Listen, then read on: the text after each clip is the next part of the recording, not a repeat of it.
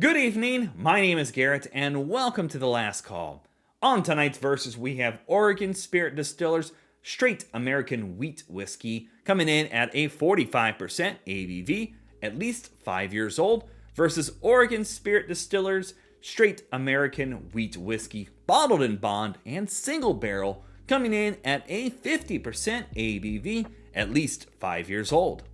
Now, Oregon Spirit Distillers is based out of Oregon, where they are doing some great things in the name of craft whiskey, and I gotta give that credit.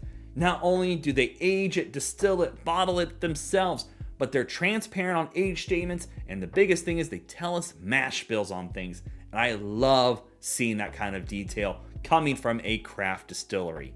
Now, when it comes to that mash bill, they're using 74% wheat, 18% rye, and 8% barley. Now, the interesting thing there is there's zero corn in this mash bill, which most of your whiskeys are going to have that corn as your base and then bump up that wheat. Now, I personally think that's a really unique option, especially coming from craft, and I gotta give that thumbs up. I like unique mash bills. Now, before we go into the AB comparison on these two, we gotta talk about what's going on over here on this bottling. So essentially, they're taking their straight American wheat whiskey and doing bottled in bond, which kind of a Spark Notes version on that is it's got to be at least 4 years old. Here it's 5. It's got to be 50% ABV, aged in a government bonded warehouse, all the grain from a single season, and all done up under one master distiller. So it meets that bottled in bond act, which is a cool little thing, especially coming from craft itself. When you see a craft distiller want to hone those flavors in on top of keeping it single barrel, that's awesome. So let's get into the AB comparison itself. We're going to be talking about notes, color, taste, wrap it up in the winner's circle, and pick ourselves a winner here. Now, both of their bottlings, all of their bottlings, can be found at Total Wine under the Spirits Direct section. So you can usually find these at all your Total Wine locations, or a majority of them, and they tend to be reasonable pricing on things. So as always, make sure you like the video, subscribe to the channel, hang around for a bit, become a member if you'd like. If you're interested in the individual reviews over both of these bottlings and some of the other reviews I've done over Oregon Spirit Distillers, links to those videos will be up above and down below. I'll also put a link to their website so you can learn a little bit more about them and see their process and what they do.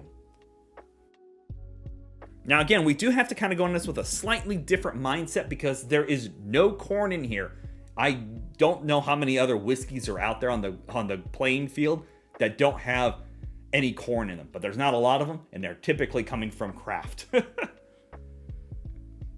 Color-wise, the single barrel here is slightly darker. However, they're very darn close to each other. Very, very close. Alrighty, let's start on notes for the standard wheat. Oh, man, and that's sweet. Like, you get this kind of green apple tart, little spiciness in there. You're getting a little bit of waxiness in there, which I typically find in craft distilleries. And the interesting thing here is I'm specifically picking up Altoids, the little mints. And I'll put a picture of them over here. It's kind of that dusty mintiness. That is interesting. I don't remember finding that prior. There's no ABV, nothing harsh, no off notes. The rye spiciness is peeking through just a little bit. A little charriness, nice oak, vanilla, caramel. But it's got a beautiful, well-rounded, soft, yet sweet profile to things. But very, very approachable. All right, let's go for notes on the bottled in bond. Ooh. That is richer already. Definitely darker fruits, a little more fig, plum, and the spiciness in here is sweeter. It's got like a sweet cinnamon spice. I am getting a bit of that minty Altoid note that I'm finding. That is unique. I love that. But definitely overall, a little more pronounced. The oakiness is showing up a bit more, a little more charriness, a little more vanillas. The caramel's almost a little more rich. Still no ABV, nothing harsh, no off notes. But darn if that's not a beautiful, soft, yet got some more character, a little more vibrancy going on in here. Love that bit of waxiness I'm finding. The spice layers are soft yet pronounced. I definitely get a bit almost like a clove and a little bit of freshly grated cinnamon stick. Yeah, that is good. Let's go back over here real quick.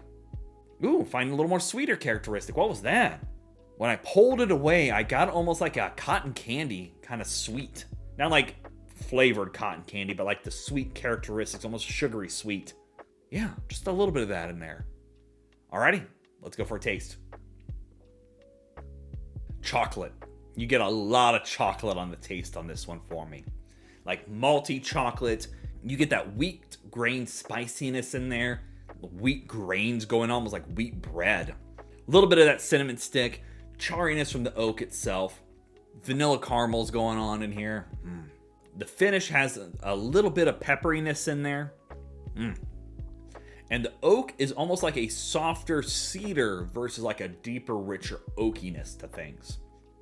I really like this one. I love the grain notes in this one. And being that Oregon's climate isn't going to bring a high impact to their barrels, you're going to typically find a little bit more grain forward notes going on. But you're getting that kind of wheat spice, rye spiciness. It's got a little pinch of herbal in there. The mintiness is coming across. It's soft and delicate on the palate. It just comes across such a subtly soft grain going on in here. All right, let's go for taste on the Bottled and Bond.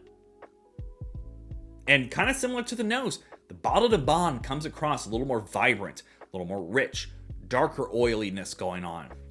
You get more of that kind of minty spiciness, a little bit more of that cedar, a little bit more sandalwood now forming. Definitely get that clove in there. And the oiliness, it's got a little stronger oily factor going on. And it's just a really good sip. Almost like vanilla cream or like vanilla drizzled over a sweetbread. The rye is more pronounced over here. The wheat is more, it starts to turn into almost like a corn profile, bringing across a little more oakiness, a little bit more of the charred layers, the vanillas, the caramels, the brown sugar. Like all those start showing up more in the Bottled and Bond version. I came into this not expecting this much of a difference, not only because this is single barrel, which is always going to vary in flavors, but there's only a 5% ABV difference on these. Being that they're both minimum 5 years old, I was expecting a lot more closer profiles being knitted together. No discredit to the wheat whiskey over here, but the Bottled and Bond just has a lot more depth going on to things. And I gotta give that credit. I like that the rye is showing up more and more. You're getting a little more herbalness going on. It helps accent that wheat profile going in here. I think it's a beautiful sip. Clings to the palate a lot more than the standard version does. And that oiliness is helping that factor. Bravo on this sip. This is a beautiful done bottle. Love that one. Well, now that we've talked about both bottlings, who's the winner in this situation? While the pricing on this one tends to be about $40 and this is about $70, for $70, in my opinion, you have a craft distillery aging it, distilling it, bottling it themselves. Great age statement on there and using a very unique mash bill. I love that sip. While this is easy going and maybe a good intro point into getting into what Oregon Spirit Distillers is doing, this showcases how you can really hone in a beautifully done craft whiskey with that unique mash bill and bring across some great flavors on it. In my opinion, it's worth the $30 more over the standard edition on this one. Bravo on that sip, but at the end of the day, I think both are good examples of what craft whiskey can do, specifically coming from Oregon. So yeah, there you have it, folks. Oregon Spirit Distillers Straight American Wheat Whiskey versus Oregon Spirit Distillers Straight American Wheat Whiskey, single barreled and bottled and bond. If you have any questions about either bottle, let me know down in the comment section below. I will do my best to answer it. And if you have any specific spirits I should go looking for, also let me know down below. Love doing these reviews and sharing with you the experience at home. And as always, may your last drink of the night be the best one.